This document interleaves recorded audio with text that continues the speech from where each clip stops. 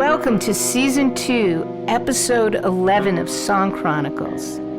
Our special guest today is an Ivor Novello-nominated songwriter, Thomas Walsh, who is the man and songwriter behind the Irish pop rock band that goes by the name of Pugwash. Pugwash have released 6 albums and toured through the UK before Thomas returned the band to its roots as a solo project with the most recent album, Silverlake.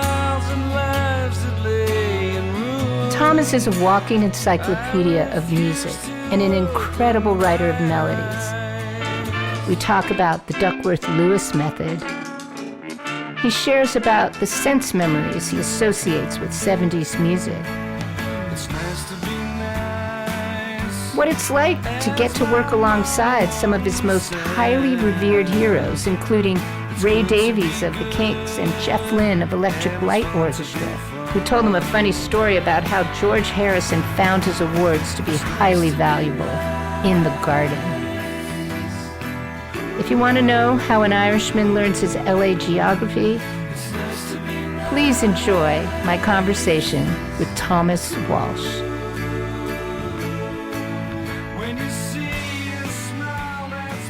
But it's great to see you. I hope you brought an interpreter for my language. I'm going to talk posh. If I start to pronounce my THs, like instead of saying tanks, as in the military kind, instead of thanks, because I don't pronounce my THs. Go right ahead. Yeah.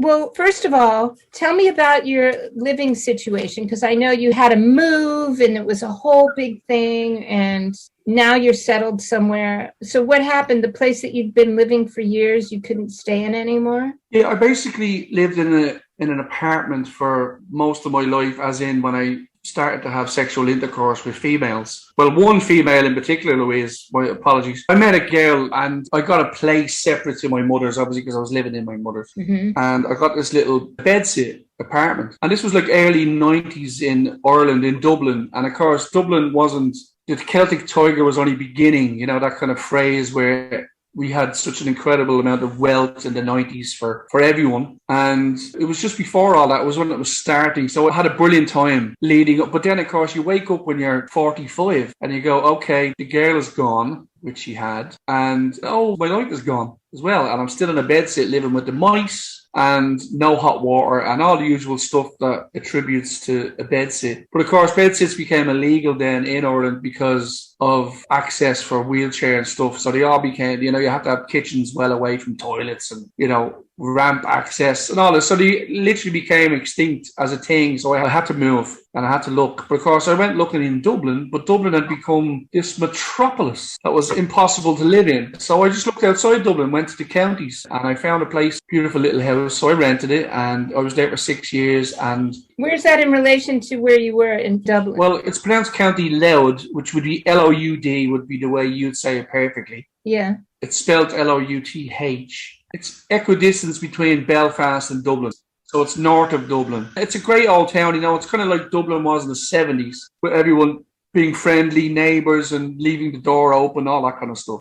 And I loved it, but I got a letter just saying you have 6 weeks to get out because their lovely bank has taken your property back because your landlord was corrupt. So me and about 50 other people around the town had to move. And I was very lucky. I found a place not far, and it's a beautiful little place. And I have a garden now, and I have space. Well, I don't have space. Well, I do have space, but because all my records are still in the boxes, I've kind of had a panic attack about boxing everything again if I was suddenly talked out of here. So I'm sure you've done it in your life when you've moved, Louise. It's so horrific that you just don't want to do it again. So you're leaving half that stuff in the boxes. Yeah. You know? Have you ever done that? A lot of people just keep paying for storage because they don't see it and they don't know it's there, but they don't want to part with it. And every month, keep it out of my sight, but don't throw it away. Yes, that's exactly it. Yeah. Yeah, in fairness, it is happening a lot more in Ireland. There's a lot more storage units appearing because, I mean, you know, Ireland is so small and there's a lot of people in certain parts of it. You know, if you looked at it on a map, Dublin should be lopsided because, you know, it should be falling into the Irish Sea because there's so many people in Dublin. Then there's literally nobody else for miles. But yeah, So that's my living situation. I'm settled now, thank God, but it was pretty horrific during the summer. Yeah, I remember reading your posts, but I'm really glad to hear that you've landed somewhere you're happy with. Thank you very much. Yes, I am very happy, yeah. And before we go into Pugwash and all your projects, you are like a walking encyclopedia of music. I mean, you talk about your record collection. You have more records probably than anyone I know, right? And you've been collecting them forever, and you know what's on all of them, and you know the inside stories about what's on all of them. And how did you get like that? Well, do you know what? The older you get, I think the more you realize what you're born with, you know, because you can't explain why a 5 or 6 year old becomes obsessed with buying a record. There's something that has to be inside you to make that happen in a way. Now, obviously, the outside world has to come to you with records and with those things to make you go, wow, what's this? But music and records and things like that just meant so much at that early stage. And all the memories are tempered with, you know, music in your mind, you know. Of course, like everyone, you hear a song and you go back to a taste or a smell. Yeah. Which is always incredible, really. You know, in the 70s, we were sucking and eating everything that was made in a lab. That's what the genius of the 70s was. Everything was colourful and tasty and full of sugar and all those naughty things. But, you know, that's the thing about it. There's a very vivid taste and smell to all that time. And, of course, the music was phenomenal, you know, because we're so lucky to grow up. I mean, you look at yourself and your parents and what they've added to that incredible, you know, legacy of rock and roll and music and pop that we've all had the real pleasure to grow up in. That's amazing. But, you know, there's a lot of times people never had this kind of luxury and never had to be grown up in the same time as the Beatles, Elvis Presley, you know, all the greats. And we're very lucky. So that was seeping in. My father was a big Frank Sinatra fan and Perry Como. So I know a lot of that stuff. Sammy Davis, a lot of the 78s, Buddy Holly. He had all the 78s. I saw all the 78s. He had Pat Boone. He loved Pat Boone. So I remember, everybody's going to have a rhythm and glory. Everybody's going to have a singing this story. A wonderful time up here. I think it is. Glory, hallelujah. And the Platters. He loved the Platters. I loved Twilight Time. I loved the Platters. Because my dad used to play on 78. It's twilight time. Out of the mist, amazing. Anyway, then of course we had early 70s, so we had Mark Bolan and we had Bowie and we had Wizard, which was Roy Wood, especially over this part of the world, very successful. And all those kind of things. And then of course ABBA and Al Stewart and Mike Oldfield and ELO, and it all became that big mash of stuff. Amazing. Yes. Well, it's a great question because, so literally when I see a record, like the label is a big thing. So let's even start about record labels, because that's why even when I reissue an album now or reissue a record, or if I'm involved in any release where obviously there's vinyl involved, which has been a lot lately. Like I have a little deal with this Sugarbush Records in England just to reissue my old catalogue. And they're brilliant. They do great work. But I put my own money into making sure all the artwork is remastered, and the fact that I make up labels, specific labels for the record, because all the people that are on their label, they just let the company put their Sugarbush label on the label, you know, on the record. And it's just a standard record company label, but I can't have that, you know, because the label has to be beautiful and almost be associated with the record. So I always have these brilliant labels. And so, because when I was a kid and I saw the Polydor label, especially the Parlophone label and labels like that, they absolutely mesmerized me. I mean, that Polydor one with the little half record, yeah, that has such an amazing, I mean, I get goosebumps thinking about that label, you know. But it was suppose I was playing Slade, or, you know, it was playing these great records, and it was like, that's another part of getting to know what's on that wax, you know, the label. You know, we had that impression of them, but they don't mean the same thing as what they used to mean before. I'm not saying they should, because people can move on and do what they like, but for me, they still have the meaning. Yeah. So if I'm involved in any release, like, it's like jumping ahead to, say, the Duckworth Lewis Method, which I did with Neil Hannon. You know, Neil wouldn't really care about the vinyl aspect of any release, you know, really. He's just not like that, and that's totally fine. And he'd be wondering why I want to be involved in every part of the process, but I was the one pushing to get labels on the vinyl that was, you know, tracks other side. So we had like a picture on one side, you know, that kind of thing. There's no text on one side and you have all that. That's all very 70s and stuff. And I think it's because it meant so much to me, it could still mean a lot to younger people nowadays, because those feelings don't go away. They just get pushed to the side, really. I listened to, I think it's called For the Warmth of You. Oh, yeah.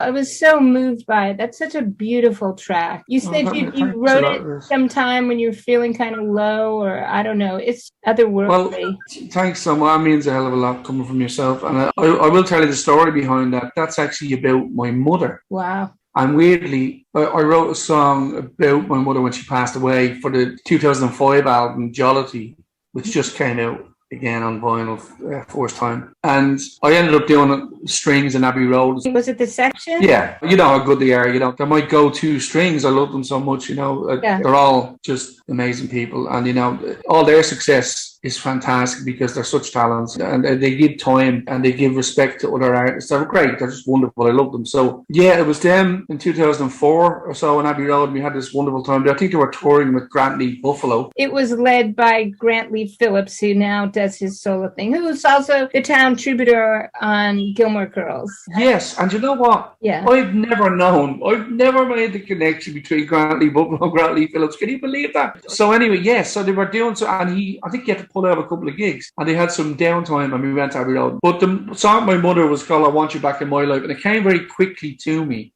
So it was like, give me 7 seconds of it, give me 7 minutes, give me 7 hours, give me, you know, that was the theme.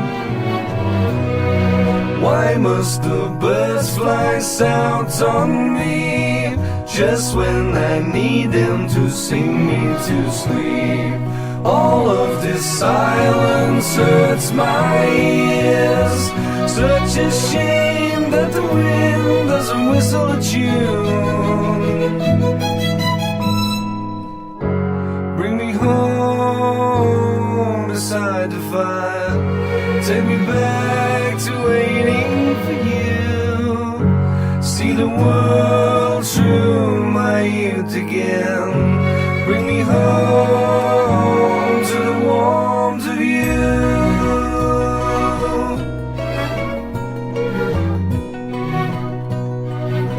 Yeah, it really worked. And they don't really come to you quick, Louise. They're the best ones. They always are the best ones. I think it was probably about 7 minutes where I wrote it all. So it was great, and I was very proud of it. But to the warmth of you, I remember a few years later when I gave up drink and I had this really bad whammy medical stuff happen because I drugged myself into a fucking stupor and paid for it, still paying for it. And it was a very down time, but the things that get you through, or the things that comfort you, are the memories of your mother or your youth, you know, things like that. And I always specifically remember waiting for my mom to come home from a shift in work. She didn't work a lot in her later life, but she had a little bit of work very early in the 70s when I started to remember things. And I'd sit by the fire on this little poof. You know, they call them poofs. I'm sure they still do, but they're like little cushiony things with cheap plastic around them, holding them together. And lots of Irish families would have them beside the fire, and they burn to a fucking crisp. You know, they just melt, and they turn into their own shapes and everything.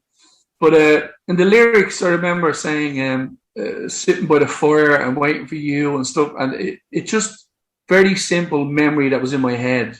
And kind of questioning the fact that, why am I getting all this shit now in life? Why can't life still be as simple?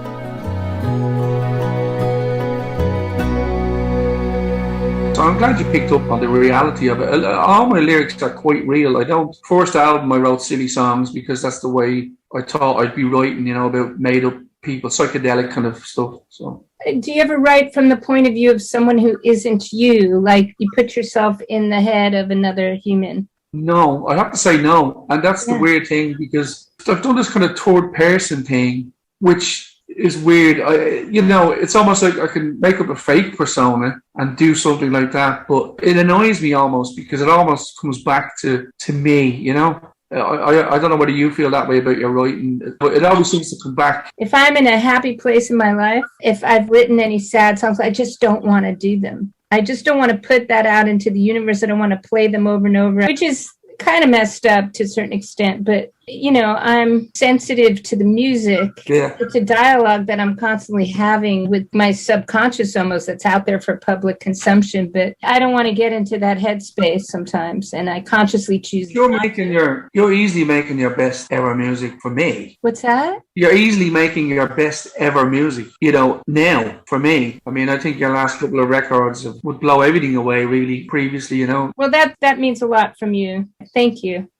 So it's almost like you're getting better. Do you believe I shouldn't be asking you questions, by the way, but I never know making a good record ever. I'm just saying, because to me, I think you're getting a hang of it, because I don't think I'll ever get a hang of all this, because it's so fucking difficult and stupid. And even recently, I've written my new album, but because of so many things in the last few years, I couldn't get my head even to pick. I mean, I don't even pick a guitar though for like 6-8 months. Now, that's the God's honest truth. I don't even touch the fucking thing. It's like they make me angry if there's nothing coming out. I can't sit around and play and practice. I just can't do it. And that's why I don't believe I'm in the same league as lots of things. And I don't look for that kind of, idolatry. It's just that I generally, again, talking about Neil being here today, he just writes when he wakes up in the morning. And I think in a way you do as well. No, I don't. My kids do. They walk into a room, they pick up things with no attachment as to turning it into a song for the joy of that in the moment. So sometimes I actually tie my hands so I can finish the things I've started, because this distractive new universe might be my next thing. Well, I'll tell you, Louise, that's, again, it's kind of nice to hear from you, because in that respect, because I thought you'd be kind of an everyday thing. You are in your own way anyway, but it's just that I'm so much chasms of time and not doing musical stuff, but it's always there, and it's always annoying me. I'd rather it was an everyday thing and I enjoyed it. That's the thing. There's a lot of non-enjoyment about what I do until a certain point when it's the greatest thing in the world to me and it means so much to me. So the process is fucking painful for me. And I remember hearing an interview with Billy Joel years ago. Mm-hmm. And he said, like, he fucking hates lyrics or something. He sweats blood over writing stuff. And, he really goes into this horrible place. And I'll give you an example. Like, if I was settling down to watch, I don't know, a football match or something, or something like a comedy on TV, and I'd made a lovely sandwich, chicken sandwich and a cup of tea, and I felt really tired, and I was like, I'm going to enjoy this, I'm going to watch some TV. I walk into the room with the guitar in it, and all of a sudden I go, something kind of goes, pick it up, so I pick it up while I'm getting the tea towel, jing, jing, jing, jing, and I go, oh shit, that's actually good. It's actually good. Like, blah, blah, blah, yes. Oh shit, that's actually good. I know in the next 3 fucking hours I'm going to be sitting on the bed trying to finish this thing, and the sandwich has gone hard, the comedy's fucking on pause, the tea is cold, I've got pains in me fucking back sitting on the bed. I kind of go, why is this what I do? Why does everything about this feel shit, but I have to do it? And, the answer to it all is, because I don't want to sound too terrible here, but the answer to it all is because it's the greatest thing in the world to be able to do, if you can do it with a modicum of decency. Yeah. And that's where I'm at 52. I probably have a modicum of decent songs, and that's what I do. And it is the fans, because they give you the feedback. It means something. Yeah. And not everyone knows how to finish that good idea or recognize, oh shit, this is actually good. Yeah. That's the tagline for the fucking interview. It's true, isn't it? It's the last thing you want to do, but this fucking masochist brain kind of goes, no, but I'm going to give you the best idea I've had in 6 months now. So fuck you. Yeah, and you don't even know what that is. I'd use it as fuel to get me going. And then, do something else. And then, what would happen if you just owned it and said, you don't have to prove to yourself, you don't have to prove to someone else that you're as good as that thing you think is great. What if you just took that for granted and then wrote from a different point of fuel, which is, what do I want to create? What do I want to say? And get past that thing of proving something to yourself or other people. Because, that's the way we get going when we're young. But then after a while, I realized, like, I've been doing it so long that some of those things have come and gone and been cool and are not cool anymore, Yeah. And if you outlive them, then you just become your own thing. Yeah, and that's a hugely important point, really, is longevity. Mm-hmm. Because people, it's almost like for 25 years, a lot of critics or a lot of people in the business who are still doing their thing might have thought you were shit. And they might have had a reason to think you were shit. And they may have really believed you were shit deep down.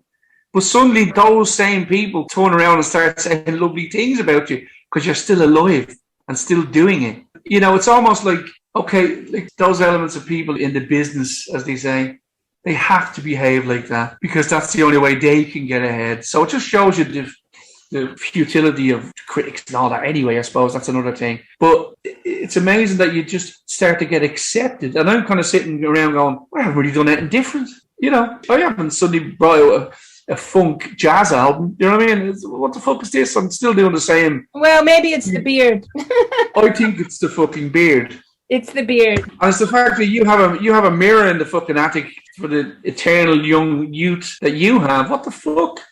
But anyway, it's really weird that there's an acceptance. And I'm feeling it in Ireland. My status in Ireland is quite weird, but I'm kind of loved by all the really important people in the music industry. But it's like anything else, a lot of people were, but they can died alone and had no money and the usual shite that goes on. But I think I want to keep making records because I have more melodies I want to give to the world, I suppose. And I never really think I've got more to say because it's basically just me reflecting me. So you won't really hear me saying I've got more to say because I really don't have a lot more to say. I just have more life that I'm living. But melodies, I'm very obsessed with getting some more new melodies and better melodies and all that kind of stuff. So you have great melodies and a great voice. Thank you. So I'm going to ask you, if you were to put together some of your favorite things that you've done and what, songs would you put on that list? Pugwash, Thomas Walsh, your other side project with Neil. Yes. What would you put on that list? So let me get this straight. You're definitely asking about my own songs. Yes. Well, see, I don't get asked that at all. Yeah, but does the question bother you? No. You've got to understand, we might as well get this out here early and get it said. Irish people, it takes a hell of a lot to offend Irish people. Honestly, it really has to take something really well thought out, disgusting, horrible, insulting, and just annoying. Is that because you grew up with James Joyce? That's because we grew up with people who always believed it was our fault that everything was happening. So, I'd come out of school and go, the teacher hit me with a fucking ruler. And they go, what did you do?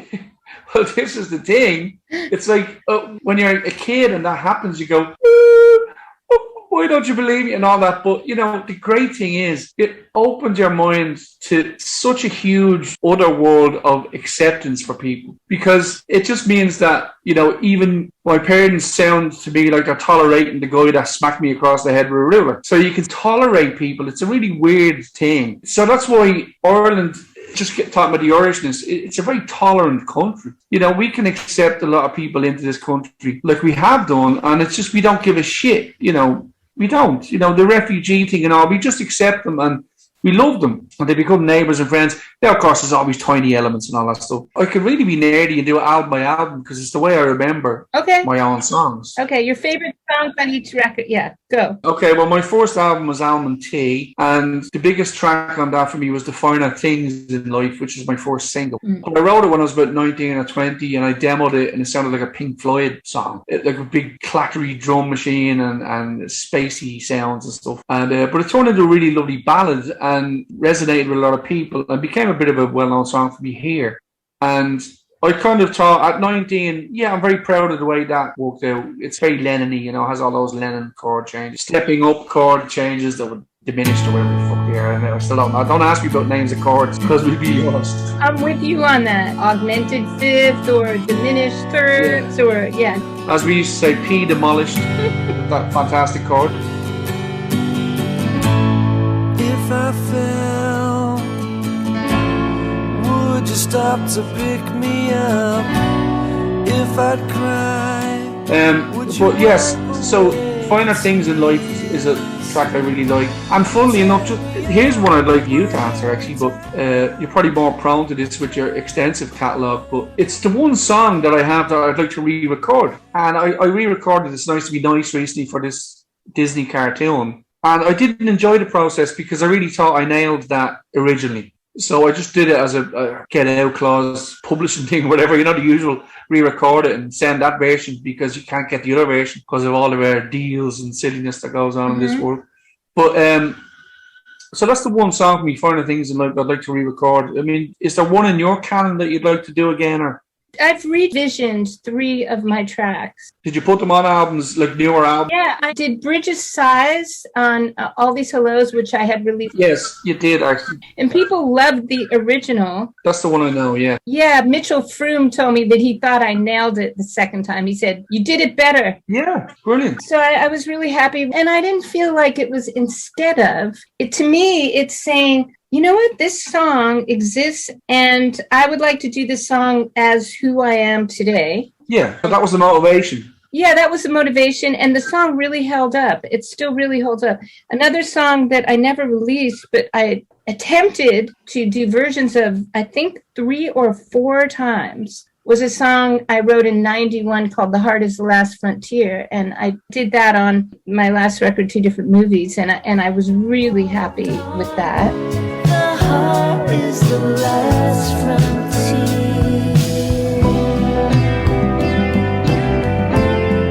And then the very first song I ever recorded with Dave Way was 5th of July, which Terry Reid had covered. I mean, I got my record deal with Warner Brothers based on the demo of that song. Yeah, brilliant. So that's the answer.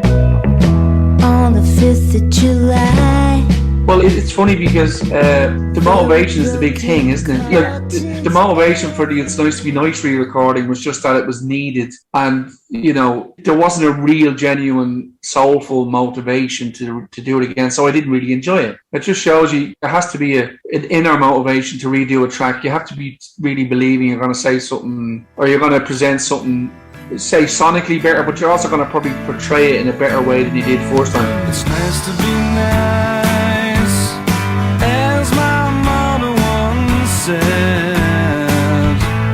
It's good to be good, and it's fun to be fun. It's nice to be nice, as no other would say. It's good to be good, and it's fun to be fun. It's nice to be nice. Ooh. It's nice to be nice. Ooh. When you see a smile that's painted on you now, and did you hear about so-and-so leaving that trail of song? It's nice to be nice. Ooh.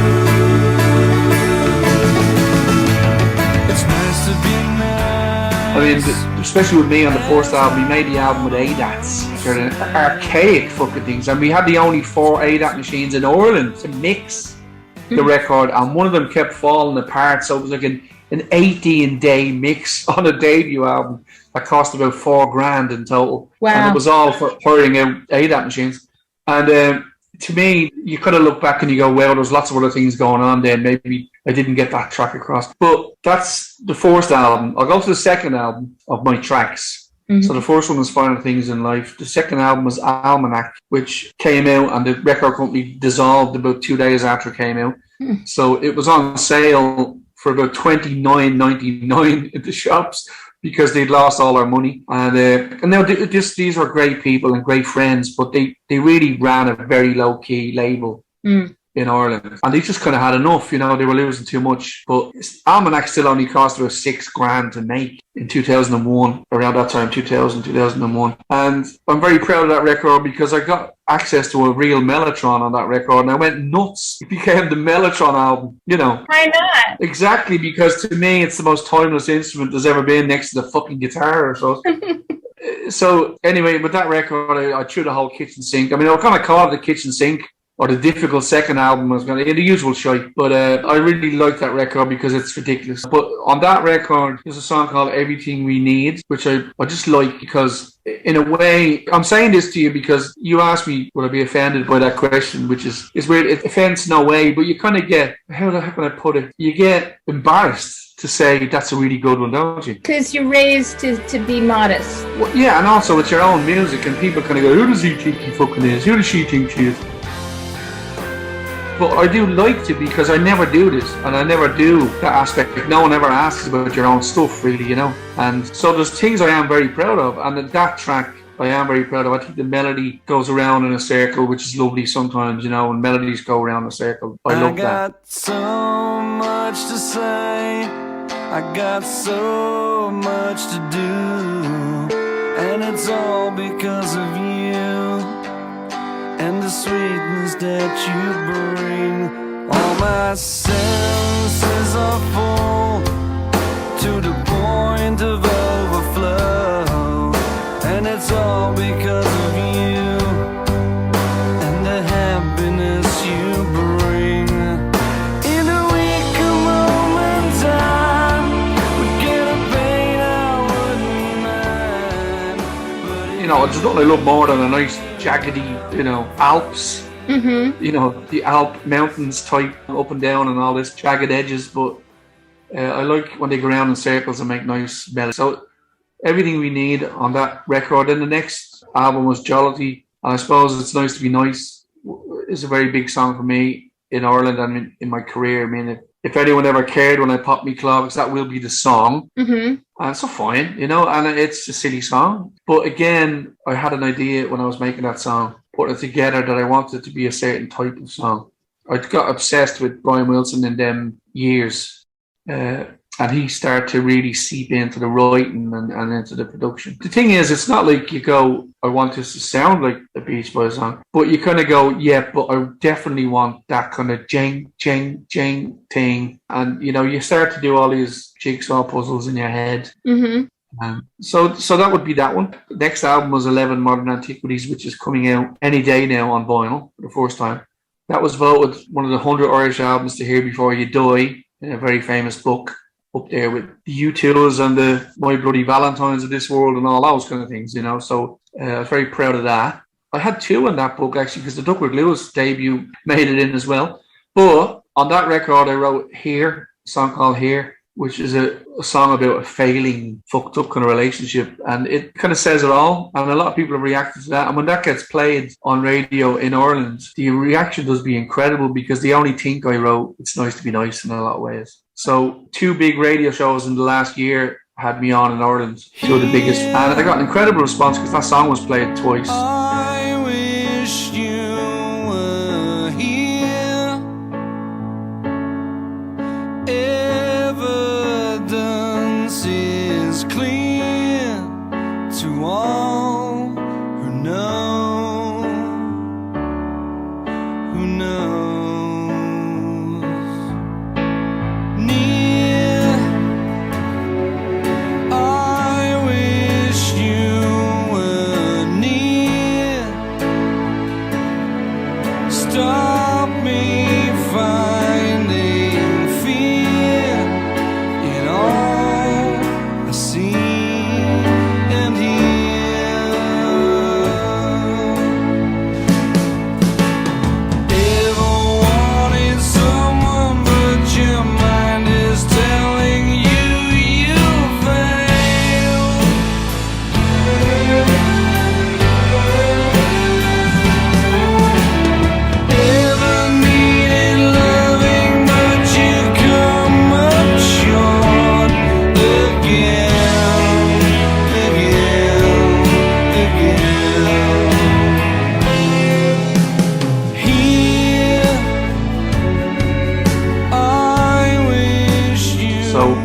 kind of nice, and I love the recording of it, and I'm proud of the melody, so that would be that song. So next up is the first Duckworth Lewis album. Okay. And I think on that album there's a song called Mason on the Boundary, which, I mean, they're all co-writes because we wrote everything together essentially. But as you know, with co-writes, Louise, you can bring 90% of a song to a co-write, obviously, you know. So you do believe a lot of it was there. You totally respect the other person who's put their 10% in, but I can safely say, yeah, that's one of my favourite songs because it's mainly me. Mm-hmm. Neil had this song called Jiggery Pokery, which was a huge Duckworth Lewis song. It was so brilliant, and he wrote that himself. And I added a couple of words when I listened to it just to fix stuff up, virtually nothing. And that was his genius, because I appeared at the songwriting session that day with this particular other song, Gentlemen and Players.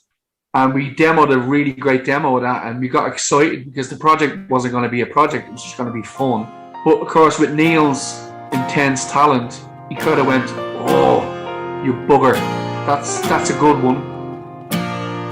On a sunny summer's day, we'll enjoy a full day's play out on the boundary. All of Mason's friends are dead. Lily with the sunflower hair out on the boundary. There's no surprise.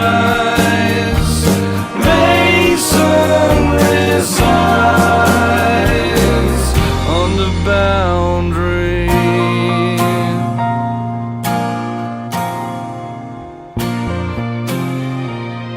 And I was home about 2 hours from that evening session, and he rang me and said, I've something to play in the morning, I've just written it. And it was this almost iconic song now, because that's been everywhere, that song, the one he wrote, Jiggery Pokery. Competitive edge of partners like Lennon and McCartney. It's so great when you find somebody like that, isn't it? Because you've done a lot of co-writing, as in you go to the seminars and you go to those places which I've never gone to because they kind of frighten me. And I wanted to talk about that actually, Louise, I mean, I do believe they're a good thing, but are they something that does bring out incredible stuff, or is it just a way of teaching the general public about the art of songwriting? I don't go to seminars. I've gone to songwriting retreats, which are different things, and they're not workshops. They're it's kind of handpicked people that show up somewhere, and usually there's someone behind it who says, okay, today you're going to write with those two people, and you just go and write a song. So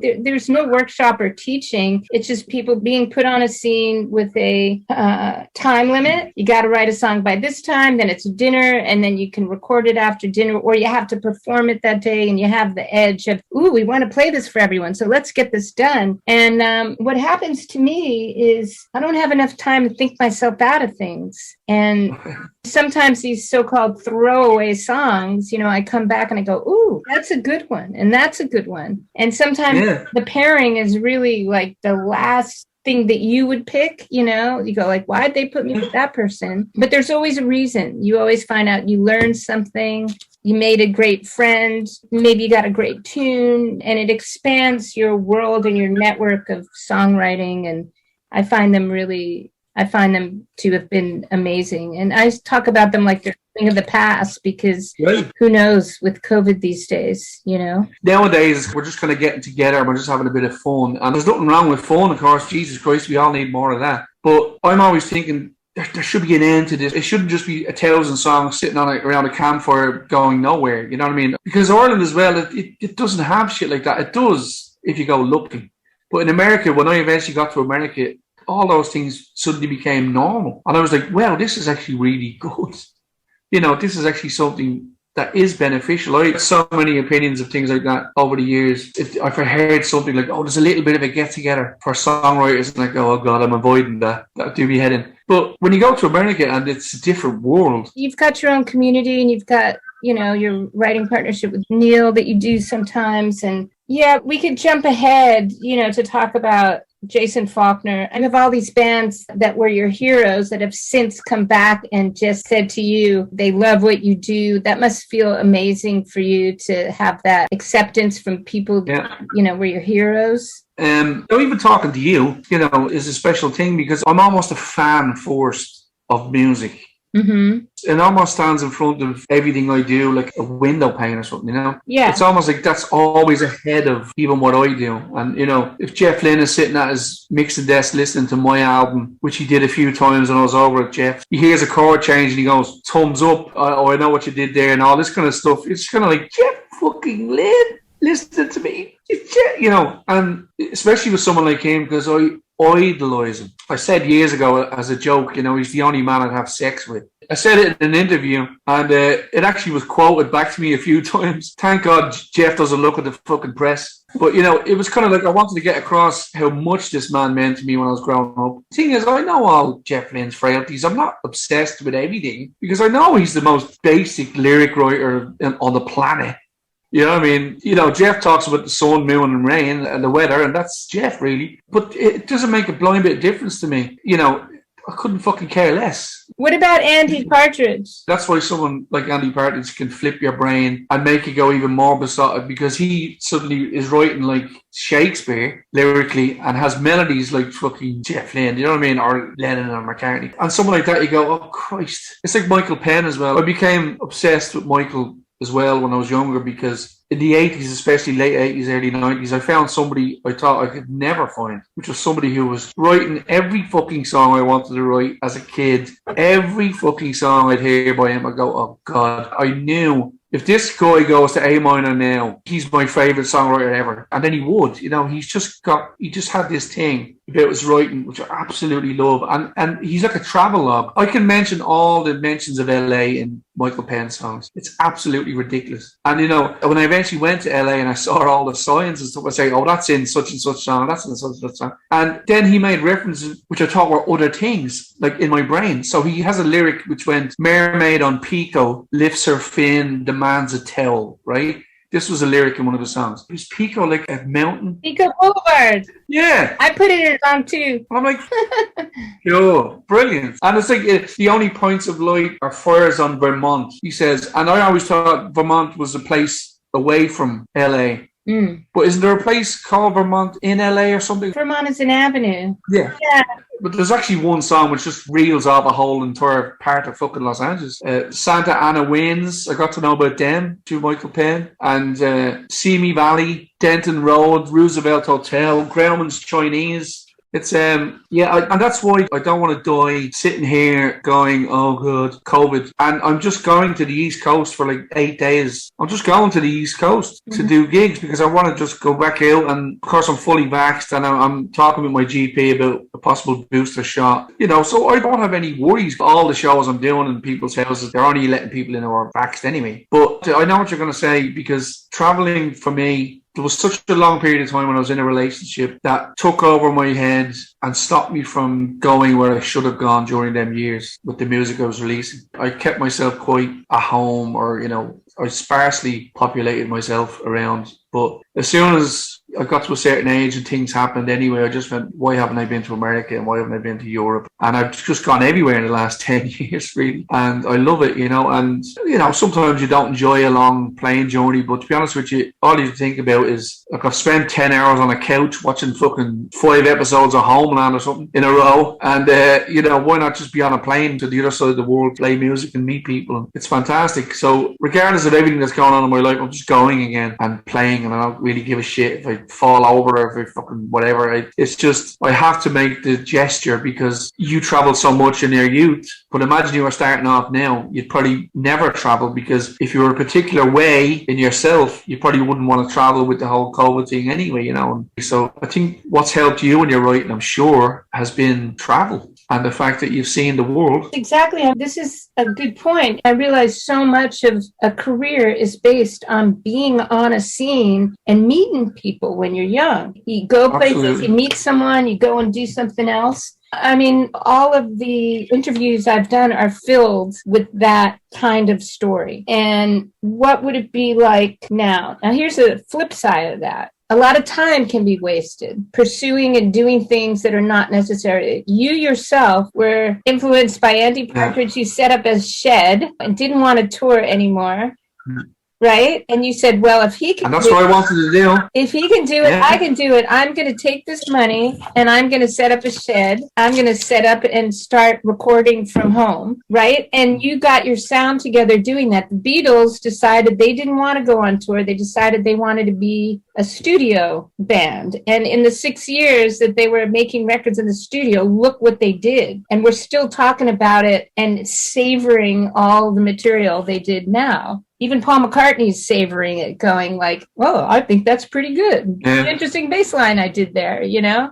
Oh, yeah. So it's not like one is better than the other. I feel like if we embrace the fact that the creativity is God-given and within us, if we decide we're going to travel, it's going to be expressed in those tours and those people and those, you know, if we stay home, it will be expressed in other ways. It's so true. There was just a brilliant documentary on the BBC about Nirvana coming to the UK.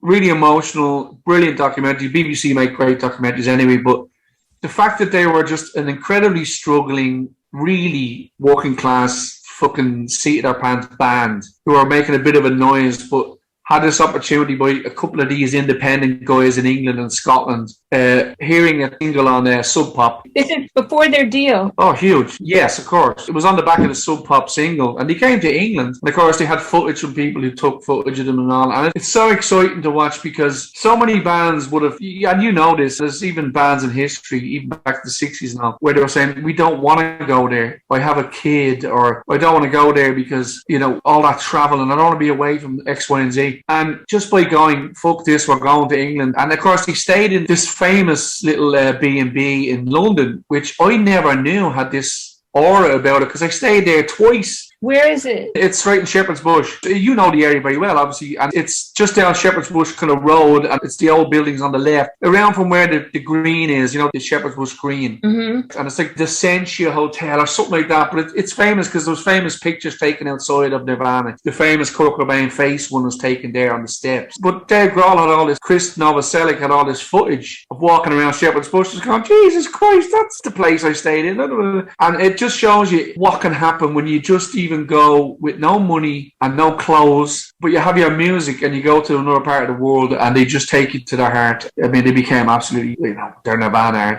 they? For fuck's sake, what can we say? So the travel thing is always so important, isn't it? I mean, even the Beatles going to Hamburg, you know, was such a big thing. When they billed us straight from Hamburg, everyone thought they were a German band in Liverpool. When they were saying straight from Hamburg, that was always the funny one. But George Harrison would have said it. That's what made them the musicians they became, because they were playing for 18 hours a day. Yeah. You know, so it's brilliant. You know, and you were saying about the studio, they were only 3 to 4 years a studio band. They only became studio band in late 66, early 70, late 69. See, we could talk about the Beatles all day because it blows our minds creatively. They did so much in such a little amount of time. Yeah. You know, absolutely ridiculous. They were like concentrated liquids, weren't they? Now, other bands were mixed with lots of water and, you know, they were nice and tasty. But the Beatles were the cordial of all time, Yeah. fuck's sake, you know, double concentrate. And it was ridiculous. So when people ask me about, and I talk about ELO and I talk about the Kinks or all these other great artists, XTC, sometimes you think, oh, what about the Beatles? And I think, well, don't ask a stupid question like that. They sit at the throne ahead of everybody. And they just don't need any more, you know, niceties from me. We all know how incredible they are. Let's talk about the ones sitting at their feet, you know, give them a bit of a chance. But I can finish off quickly on my songs. Sure. Because I stopped on the first Duckworth Lewis. So the next record was the Olympus Sound, which was a big album because I signed to EMI for that in Ireland. And of course, what did I ask straight away when I signed with EMI? They gave me a BlackBerry, by the way. It's my first ever. A BlackBerry? They gave me a BlackBerry in 2010 when I signed, and they were the big thing. And I remember going, okay, I don't know whether you had one in your life, but I actually really liked the BlackBerry as a device. And so that was my thing. I got a freebie from a major. It's all bollocks. And I went to meetings where people would talk about stuff, which is very weird. Because what the fuck? When people are saying, why don't we play a gig at the entrance to this park and all this bullshit that they come up with. So I didn't want to be there, but all I said to them was, can I have access to your original EMI labels? That's what I asked. So the album came out with the original 70s Kate Bush EMI, and I released 2 singles. One we couldn't get done quick enough to have the label on. So there was a stocky label that I still put together, but I wasn't happy with. But the second one was Fall Down. And you can have a Google later and just see Fall Down 7-inch single, and you'll see the EMI 70s label. And of course, that was a huge buzz for me. And what did I do? I got in touch with a guy in England who made reproduction sleeves, and I bought 500 EMI reproduction sleeves to go with the single. So it looked beautiful. Fall Down, and getting onto that, I think on that record, Fall Down would be my track from the Olympus Sound, because it's a very simple song, but there's a chord change in it I think you'd appreciate as a kind of a writer, because you know, one of those when you sit down and your fingers go to a certain place, you don't know why, and it sounds exactly like you wanted it to sound. That was that moment. So I have nice memories of writing that song.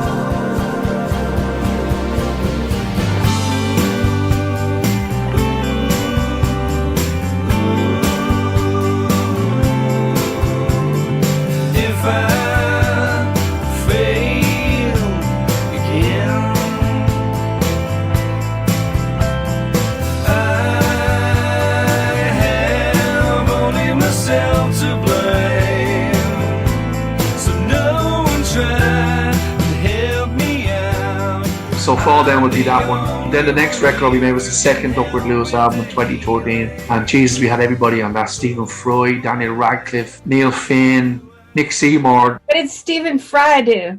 Well, this is the track I'm going to pick because I went to the studio in 2012 to do a cover of, actually it was a cover that Joe Elliott from Def Leppard was going to sing on, because I know Joe very well. And Joe was a big fan of Pugwash. It's another classic, you know, you wouldn't think Joe Elliott, but he really, and he loves Fall Down, the track I just mentioned. So he played it a lot on his classic rock show. Nice. It's like Tom Petty pop, but he loves all that anyway. Right. Joe is a lovely, lovely man. I don't know whether you've met him or you know him, but he's such a great guy. He's a brilliant guy and a huge nerd, bigger nerd than all of us. But he was going to sing on this cover of a Move song, the Roy Wood band from the 60s. And I went into the studio and I sat at the piano in the studio. And I just went, da, da, da, da. And I went, wow, that's actually lovely. Because I can do that on piano. I don't play piano, but I can just make tunes up. And then I don't remember how I did them because my fingers, I even lose melodies on guitar, if I'm being honest, Louise. Fuck's sake. I listen back to a demo and go, what the fuck chords are they? Anyway, I asked Joey, my drummer, to film me playing this melody on the piano because I really liked it. And he did. And I still have it. I've put it on Facebook a few times. But it became the whole basis of the song Judd's Paradox, which was on the second Duckworth Lewis Method album. When Neil heard the melody and we honed it together, he'd written this piece of poetry in a way which he thought would be brilliant over it. Sweet is the sound as leather bound the well-timed willow strikes. How could he know the lengths to which they'd go to claim his soul for England and the Queen? It was a really cool melody, but it didn't lend itself to a melody per se. And I just said to him, you have Stephen Fry's number. Why don't we ask him? Because he loved the first Duckworth Lewis album, Stephen Fry.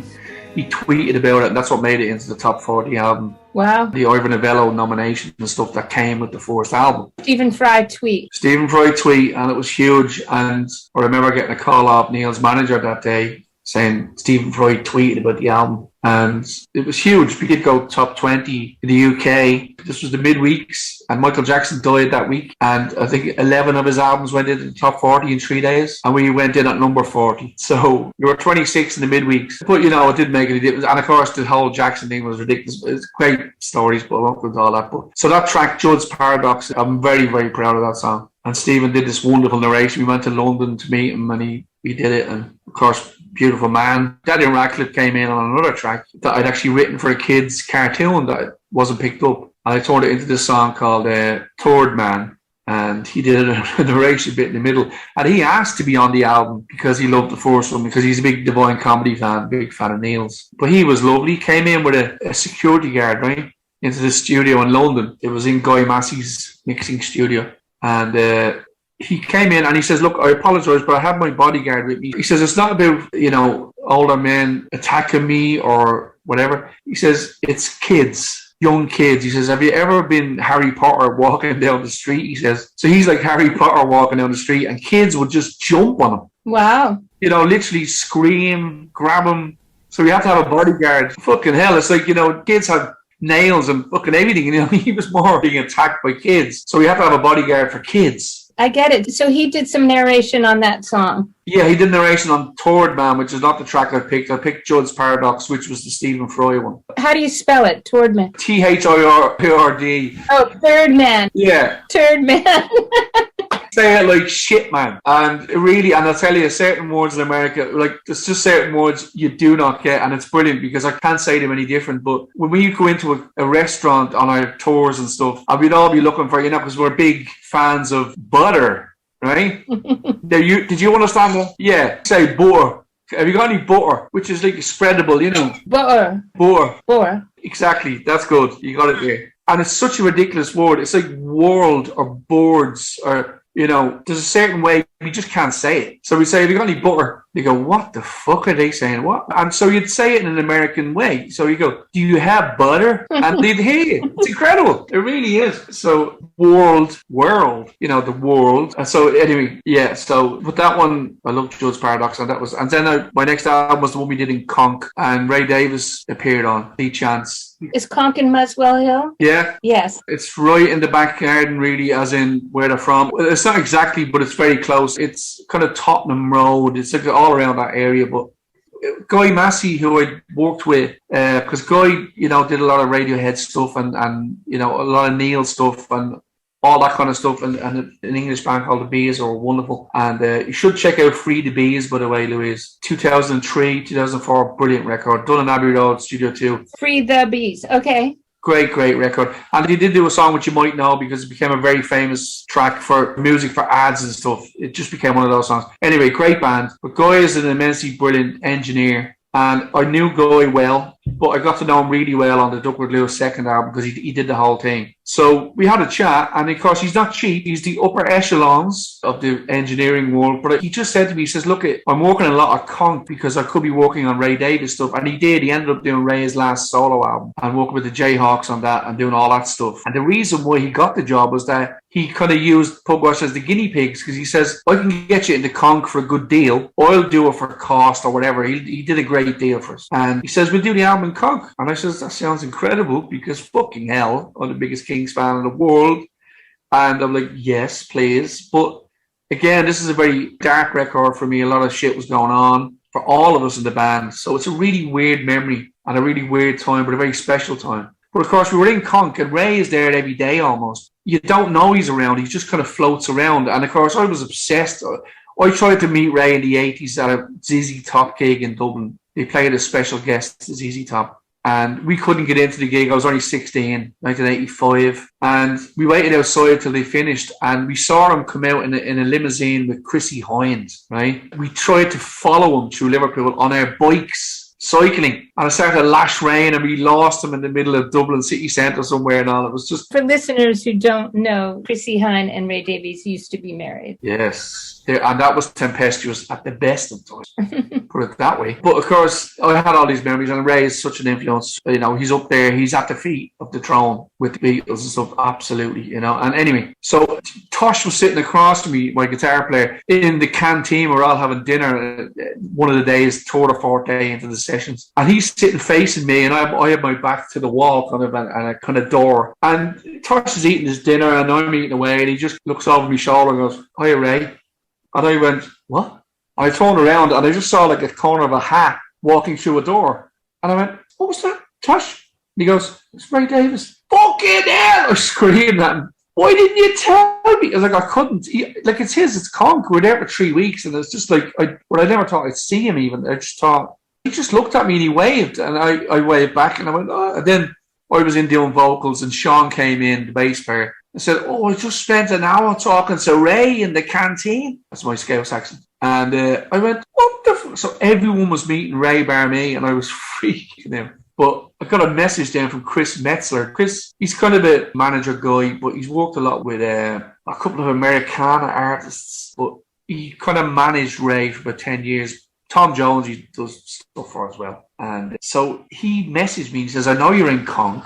Ray would like to come in and listen because he's been outside the studio on a few days listening to what you're doing and he really likes it. Now, imagine that. Ray is outside. I says, are you fucking serious? Yes, please. And it's funny, we were working on this track, Oh Happy Days, which is an old kind of title. And I'd come up with this idea that there's a kind of thing, there's a part of the melody that goes, ba, ba, ba, ba, ba, ba, ba, ba. It's very Ray Davis. And I says, well, if we got Ray to go ba ba ba ba, like, you know, because he invented ba ba ba ba's. And my mind started working then. I said, he's got to come in. You've got to ask him to do that. And in the meantime, I've been speaking to Andy Partridge, and I said, Ray is going to come into the session. And he's like, oh, fucking hell, of all the things Andy's done, he's never worked with Ray or anything. So there was another line in the song, a response vocal. And I said, do you want to do the response vocal in your studio? And I'll put you in with me and Ray. And it happened, and it became this little 2.5-minute track on that album, which is Play This Intimately as If Among Friends. And the weird thing is, that's a Ray Davis quote.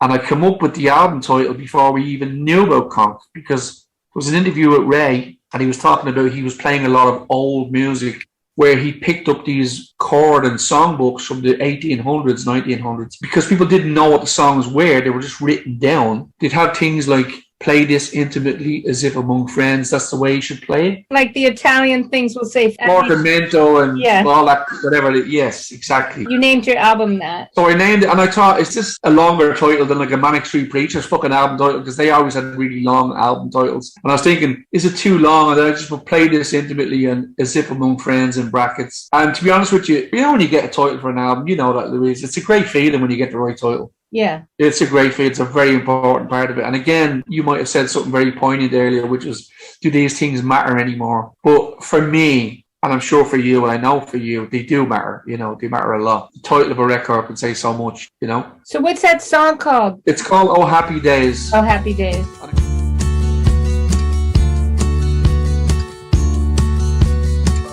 you remember the days walking by the warmth of a solar haze?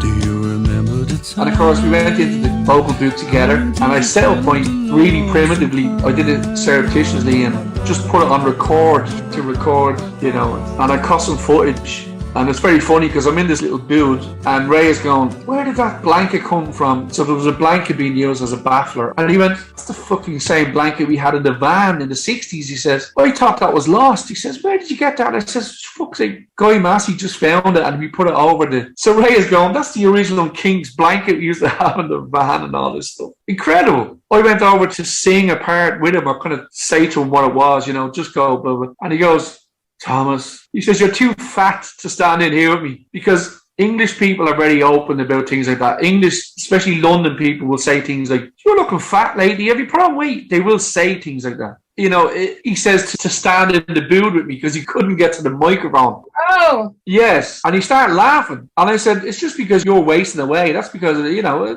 I'm normal sized. You're just a kite, you know what I mean? I could fly you. All this joking. It's like insults among friends. In New York, back in the 50s and 60s, like a beat generation thing, they used to call it shooting the dozen. Hey, your mama, blah, blah, blah. No, your mama, blah, blah. And then they'd, you know, I'll insult you, you insult me because we love each other. And yes. And I often think if, say, a band from LA were in that studio and Ray said the same things, and they would have, because I know people from LA and I've said stupid things to them and silly things, and then they've said something back because they know my sense of humor, but they'd actually send me a message then 6 hours later, I really hope I didn't offend you by saying that. I really hope I didn't. And I'm like, no, you don't be silly. Of course you didn't.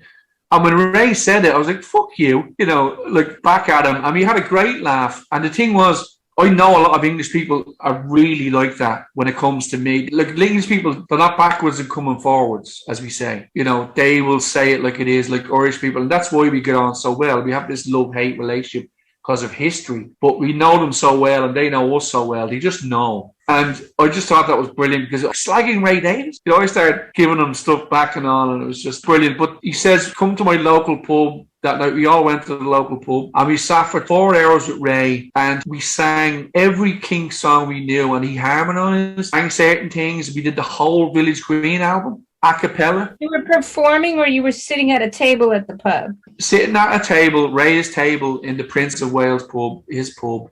And do you know who came over to be involved? Steve Diggle from the Buzzcocks. Because it's Steve Diggle's local, the guitar player. And I say this honestly, he was coked up as nut because he'd just come back from a festival in Europe, and up to even a few years ago, he was still doing that. And he was just like, and talk about such a classic, iconic punk figure, pop music figure, as Steve Diggle is with the Buzzcocks. We were like, can he not just go away? Because Ray Davies is at the end of the table. And it's like, he's the man. He's in charge. And we just had the most, I mean, we floated on air from that night. Incredible. That sounds amazing. So keep going with your favorites. So the last album then, which is the last album I did, which was Silverlake with Jason, because it gets us on to Jason, I suppose. And in fairness, with that album, I'd probably pick Without You, which is called Without Me, because I was very conscious of calling a song Without You, because there's been some very famous songs called Without You, as we know. P. Ham, Tom Evans from Badfinger writing Without You, and Harry Nilsson having the, I can't live. Exactly. And I was like, so it's called Without Me, but didn't for some reason get printed on the album. So weird. I don't even know how it did, because I didn't fucking write it in. So it goes between both titles, but it's called Without Me, but it's actually, it'll come up as Without You probably if you search. But I really liked the way I wrote that song. It was a little bit different. It did have a kind of Macca melody.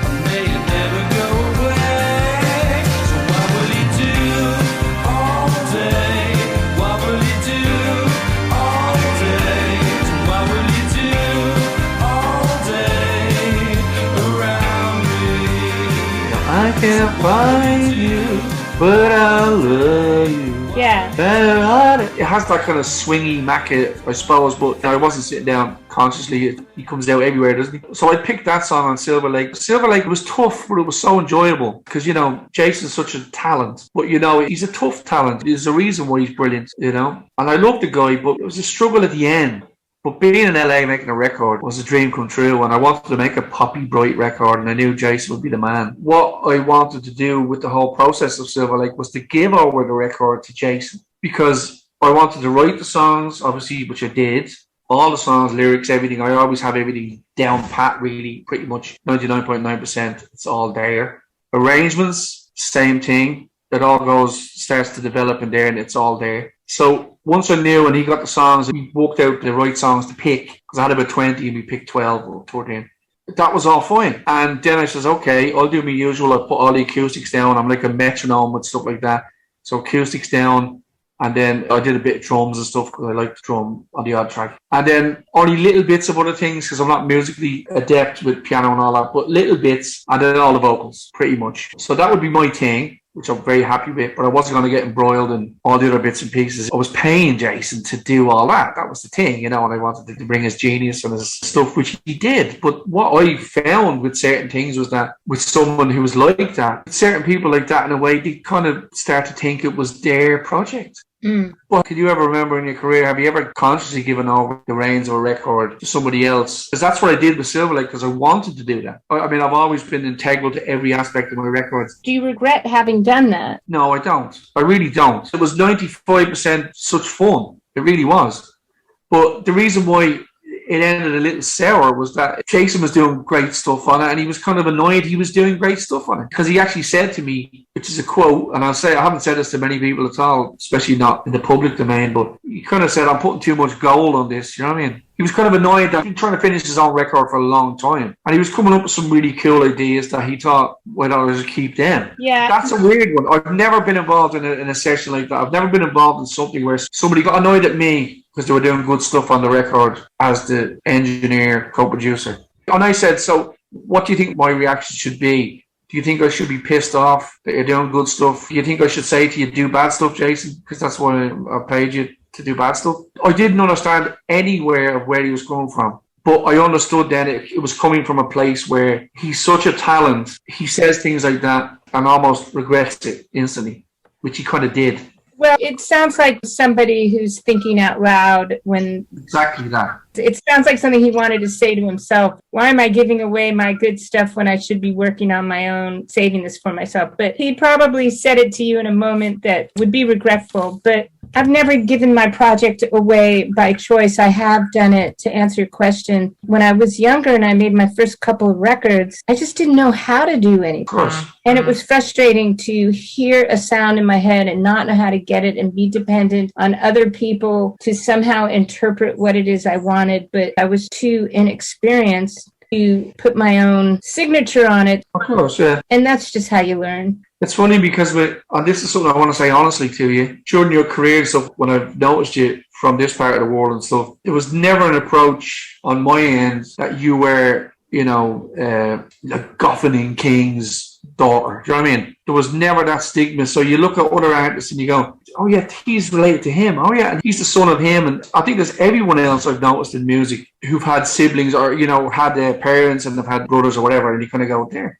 But with you, I think you had your own buzz right from the start that took you away from your history. And even as much as you're so proud of it, obviously, and it's wonderful, you forged your own furrow, I suppose, in your musical career. There's never been a case where you've been compared even, because it doesn't even make sense. You have your own buzz, you have your own style. And I think even with those early records, even you saying you didn't know how to do them and all, but you put your signature on them even that early. Oh, well, I appreciate you saying that. I really mean that, because it never, I mean, even looking at you playing at that Hyde Park gig is something else, isn't it? Oh, Hyde Park, yeah. That was something else because, you know, especially with the band you have, which is incredible, but it just showed the level of your writing and the fact that it flowed as a separate thing. Do you know what I mean? The thing is, I've always been compared because you're an artist and artists look at things differently, but in the world, people just go by, you know, what's famous or what they know, and they don't try very hard. And well, we're talking about journalists here. I mean, we're not talking about other artists, because I mean, I never associated with, I mean, I'd only know the background, but I'd never, all the music was just completely you. But anyway, you're probably saying you must have got a hell of a lot of it when you were young with journalists. Yeah, that's a whole other interview. You can interview me once. Yeah. No, it's okay. I apologize. Yes, Thelma and Louise. But well, I like it because you have such deep musical knowledge. Well, look, you ask good questions. You know, it's funny because when I met someone like Jeff for the first time, Jeff Lynne, right? I mean, I'm going to Jeff Lynne's house, Louise, and I've been told by his best friend, Roger Spencer, who was in his old band, the Idle Race. And see, I got to know the Idle Race band before I knew Jeff in a way, because I'm such a fan of that band. And they're all Birmingham, England people. And, you know, I met them at gigs because we toured with Duckworth Lewis and we met them and we brought them along. And huge moments for me, you know. But Jeff had got to hear Pugwash and stuff like that, and he really liked it. And of course, Jeff sent me a letter. That's how it all started. He sent me a letter in the post, which is another great story anyway. But that was just an amazing, amazing moment. That's got to be framed up there on your wall somewhere. It's framed, but it's still in the boxes, would you believe, at the moment. Yeah.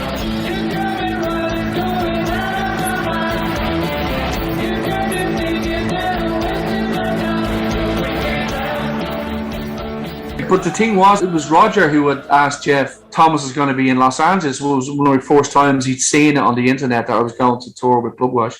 And he inquired with Jeff, and Jeff said, yeah. And Roger got back to me, I remember at the time, and said, there's a chance maybe you might get a call when you're in LA. And I was like, fuck off, Roger. Don't say things like this. And he goes, let me just say, if it happens, he says, Paul McCartney doesn't get invited to Jeff Lynne's house. Do you know what I mean? He was saying things like that, and I was saying, please don't. And I went there just not thinking anything. And we were in the van driving across LA one day to go to it. I think it was to meet some people down in downtown or whatever. And my phone rang, a number I never knew. Actually, I tell a lie. Katya's phone rang because Roger said, give me a contact number. Katya is your girlfriend, so people know. Yes, beautiful Katya. But the thing was, she had an American phone, obviously, because she lives in LA. Yeah. So her phone rang in the back of the van. I was in the front seat, and she looked at the phone, and I turned around, whatever, and she went, hello? Oh, hello, Jeff, she says. I swear to God, piss came out of my you-know-what. I nearly lost. I fucking froze. And I went, fuck off. And all the lads are going, whoa, you know, doing all the cheering. And she goes, yeah, he's here, yeah. And she goes, Thomas, it's Jeff Lynne. I picked him out. I just went, hello, Jeff? Oh, Tom. You know, the Brummy accent. I was like, oh, my God.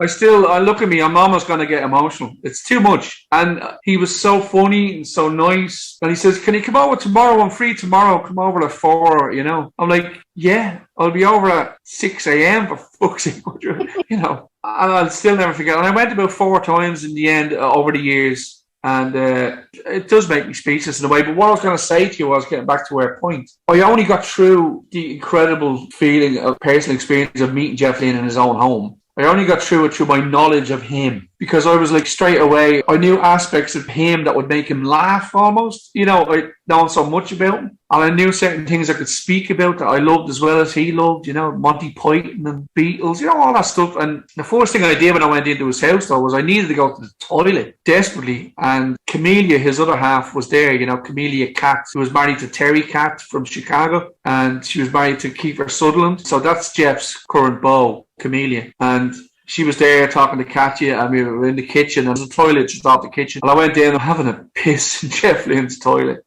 You know, I was going through all the emotions. But there was a lovely piece of like a Waterford crystal or something over the toilet, this little globe. And of course I couldn't resist. So I finished my ablutions or whatever I was doing. And I picked it up and I walked straight out. And of course, everyone looking at me walking out, just reaction. And I says, Katya, put that in your bag. I kept pretending to give her the glass thing to steal. That was the joke. And he started breaking his shite laughing, because it was a total, you know, put that in your bag, you know, in front of everyone.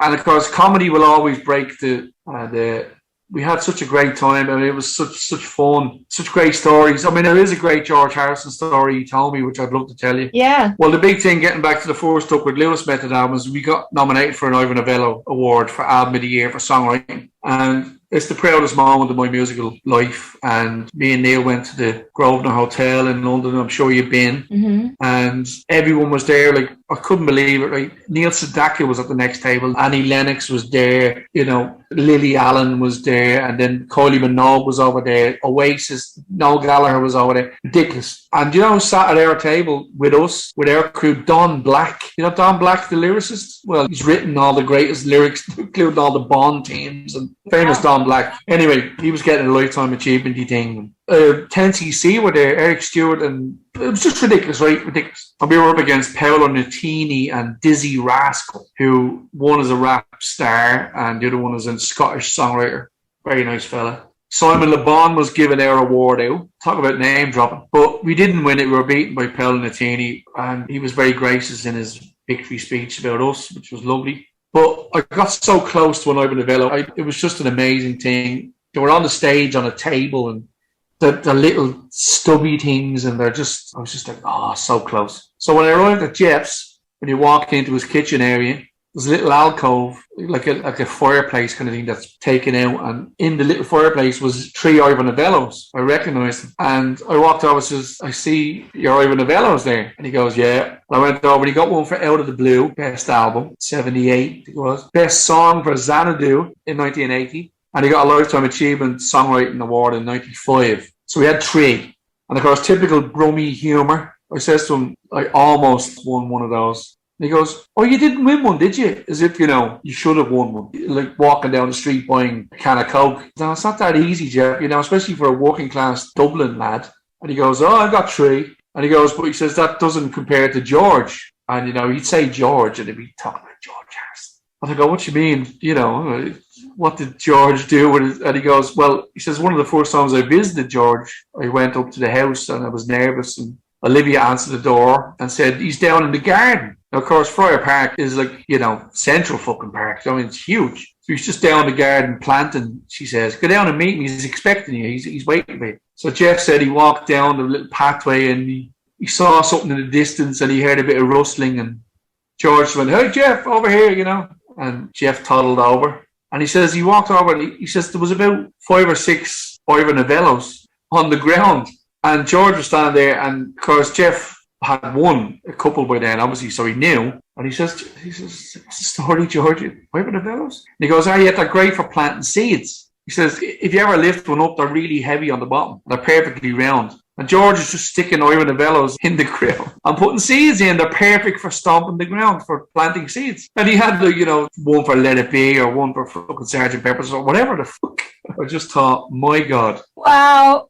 Yes. It's all perspective, isn't it? Yes. That's a great story. I'm glad I got that story in. It's a great one. It's a great one. Was George and Olivia, was this in England or was it in LA? Oh no, it was Friar Park. It was Henley-on-Thames, his big place in England. You know, with all things must pass. He's sitting with the gnomes. Oh, that place. Yeah. Yeah, that whole place is home. Yeah, and you know, the thing is, if we get together, if we even do it like this again in whatever capacity, I mean, the stories you'd have, great to hear. Because obviously you've got ridiculous fucking stories from over the years. Well, do you mind if I just take a selfie of the screen? Oh, go right ahead. Yeah, brilliant. So I'll take a picture. It should look like this all the time. Podcast face. Brilliant. All right. Well, great talking to you. I like your teacup. It looks like you're in a ladies' store. Well, you look about 25 years fucking old. That's the problem. Woman. I do all these ridiculous things, you know. I'm gluten-free, dairy-free. Yes, I'm happy. That has a lot to do with it. Exercise, drink water. And this is almost the opposite. But there used to be a couch and you were sitting right here and I still have that idea we started. I know. There was construction going on as well. Is that still happening? Oh my God, the worst. There's construction below me, next to me, across the street from me, down the street from me. It's great talking to you. It's such an honor, and I love you, Louise. Love you too. I think this is fantastic. Thanks for thinking of me, because, you know, I probably badgered you into it, but thank you. You suggested it once. It takes me a month to get over the last one.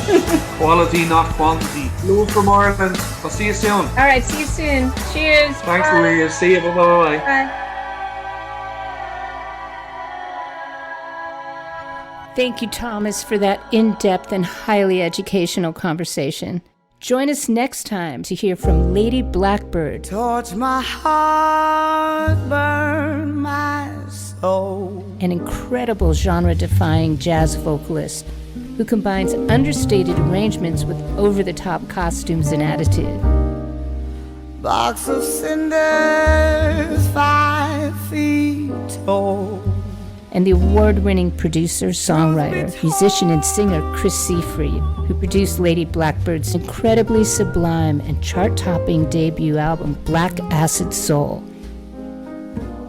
If you're enjoying these episodes, please leave us a review wherever you stream. We love to hear from you. I'm your host and producer, Louise Goffin. We'll see you soon.